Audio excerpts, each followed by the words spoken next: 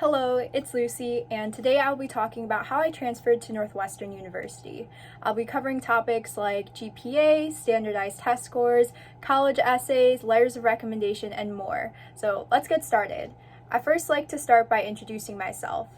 I graduated in June of 2020, and at that time I was on the waitlist for Northwestern University, and I had also accepted my place as a freshman at Cornell University.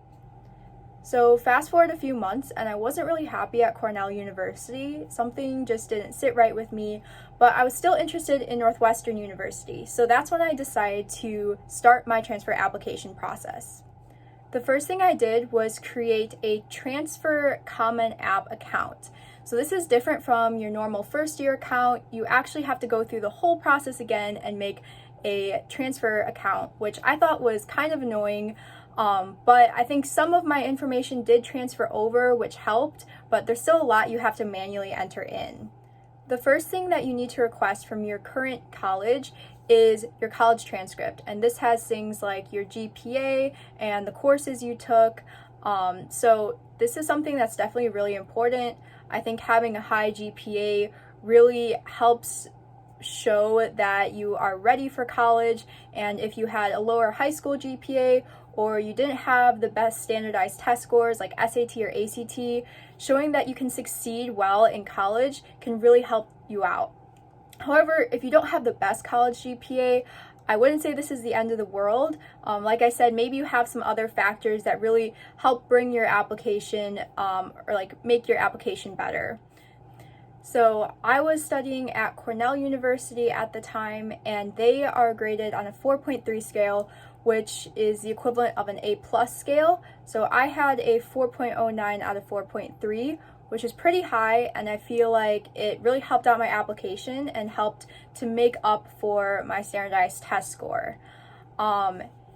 In addition, you also need to submit your high school GPA / transcript, which I know can be difficult at times. For me, it wasn't that hard because I was a waitlisted student, so Northwestern kept a lot of my application materials in their portal. However, if that is not the case for you, you need to reach out to your high school guidance counselor or someone there that you can trust and ask them to send your high school transcript directly to the college that you're applying to transfer to.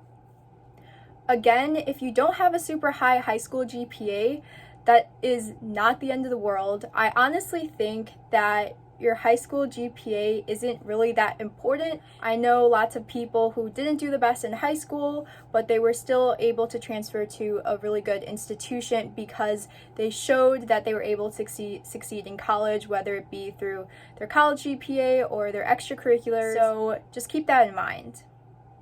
The next topic I will be talking about is standardized test scores, everyone's favorite. So for me, I did not have the best standardized test score. I took the SAT in high school and I got a 1440, and this was definitely one of my weaker points in my application. I just thought that my GPA would really carry me through, and I didn't bother really studying for the SAT, which I definitely do not recommend. But given that I have a lower SAT, that's kind of just to show that standardized test scores are not everything, and you can definitely succeed and get into a great college without having the highest test scores. I know that some people will retake the SAT or the ACT when they're applying to transfer for college, and that is definitely something I considered, but I didn't wind up doing because I felt like my college GPA and my other parts of my application were strong enough that I didn't need to. But you can definitely consider retaking the SAT or ACT to try to get a better score and help boost your application when you are transferring. The next thing that most colleges will ask for is a college report. And it may sound scary, but really all it is a report saying what your standing is in your current college. So it's checking for things like, have you violated any things of like academic integrity, or are you like not on track to graduate at your current institution? Essentially, if neither of those things apply to you, you have nothing to worry about. I just went and asked my advisor, like, hey, can you go fill out this form and send it to Northwestern? And they did that, and it was pretty simple. The next thing I'll be talking about is the Common App essay or personal statement. And if you are applying to transfer through the Common App, you are going to need to fill this out. So luckily, it has not changed. The Common App application questions, at least for me, stayed the same from when I applied as a first-year student to when I applied as a transfer student. So I actually reused the exact same essay that I submitted during my first year application, and I think that's totally fine. Obviously it worked for me, but if you have a bad Common App essay or you feel like it doesn't suit who you are anymore, I would definitely suggest rewriting that essay, trying to make it better, or like completely starting from scratch and making a new essay. I think it's a really important part of your application because it allows you to show who you really are. It's like one of the only times where they can actually read what you're saying and hear what you have to say. So, and it doesn't have to be about that school or even your education. Like it definitely can be, like you can talk about why you're interested in your specific major, or you can talk about like other academic interests or accomplishments you have had, but it can also be something totally personal. Like for example, my Common App essay was about being adopted, and it was a really heart-to-heart essay that I feel like really drove home a lot of my values and how I face challenges and obstacles. So whatever it is that you choose to write about, just make sure you're passionate about it, because college application boards can see through when you're just trying to fake it or you rush through the essay. So really take your time to think about what you could write about, what you're passionate about, and put it all down on words. So that kind of leads me to my next topic, which is the Why Northwestern essay. This is where you get to express why you want to go to that school. So I think one mistake that many people make is they don't express why they need to transfer. I think anyone can talk about why this school is great, like, oh, they have amazing stats, or they are like a top 20 school, but anyone else can say that. Like, it's not specific to you, and you really want to make it specific to you. So in my case, I was a global and public health sciences major in the College of Human Ecology at Cornell University. And Cornell had a policy that if you are a global and public health sciences major, you could only major in that specific major. You couldn't double major, and this was really impeding on what I wanted to do and what I wanted to accomplish in college. I entered college thinking that I wanted to be a pre-med student, but I soon realized that I also wanted to combine my interests in medicine with computer science. So at the time, I really wanted to double major in computer science, but Cornell was not letting me. So this is something that I expressed in my transfer application essay, specifically my Why Northwestern essay. So it's important to note that you don't want to put down the school that you are currently attending. You just have to express why that school just can't offer what you need. So like I said, for me, I talked about how I couldn't double major in global and public health sciences and computer science at Cornell University, while I could double major in those same two majors at Northwestern University. And I really feel like this was a big turning point in my application, because I'm literally saying to the admissions board, please take me, or I cannot do what I want to do. And you don't want to come off as pushy, or like you don't want to make them feel like they're being forced into this decision, but you just want to be open and honest about your situation and about what you're trying to accomplish. So I think in my essay, I probably talked about, like, I had like a small paragraph about why I could not accomplish what I wanted to do at Cornell, and then another paragraph following that about how I could accomplish it at Northwestern.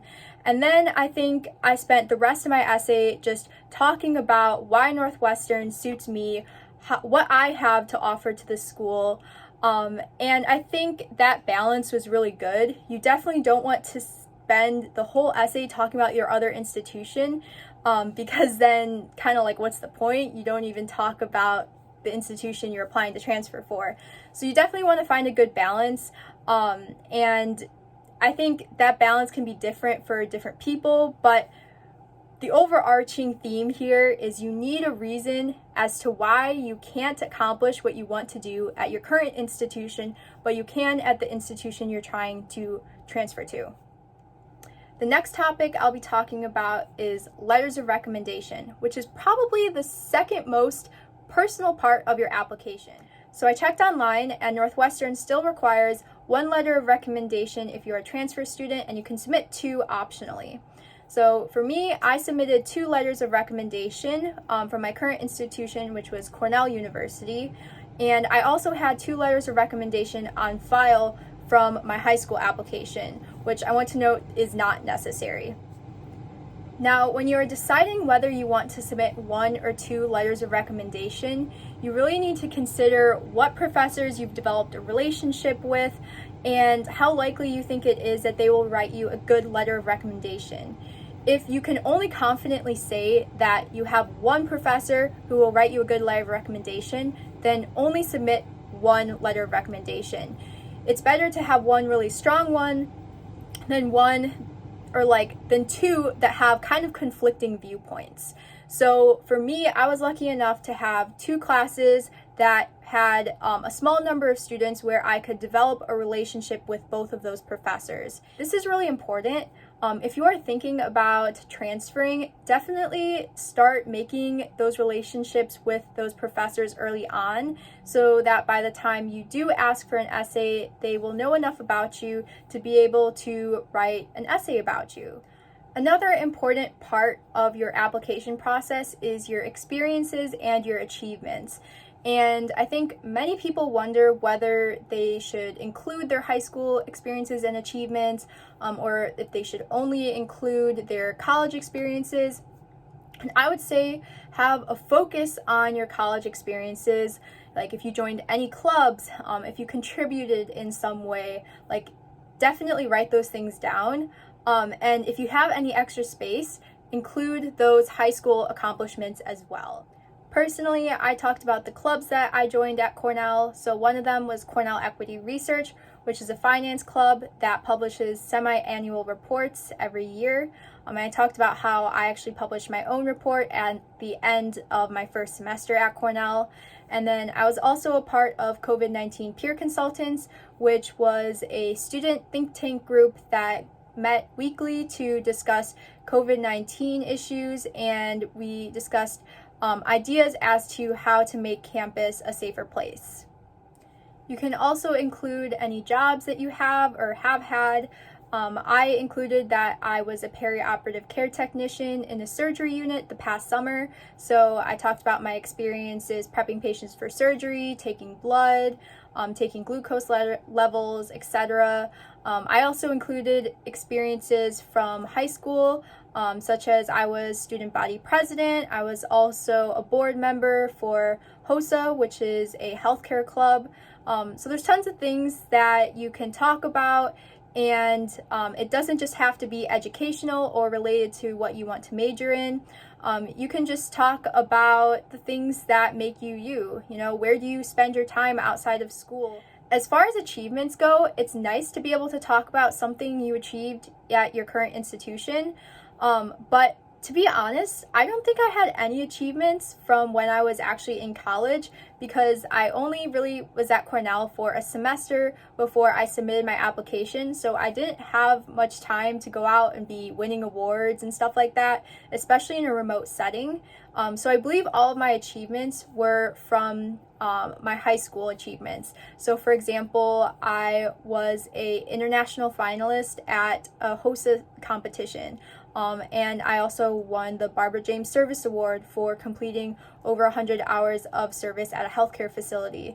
So it's definitely okay to include things from your high school. After all, if you are applying as a freshman to apply for your sophomore year as a transfer student, you may not have a lot to talk about, and that's okay.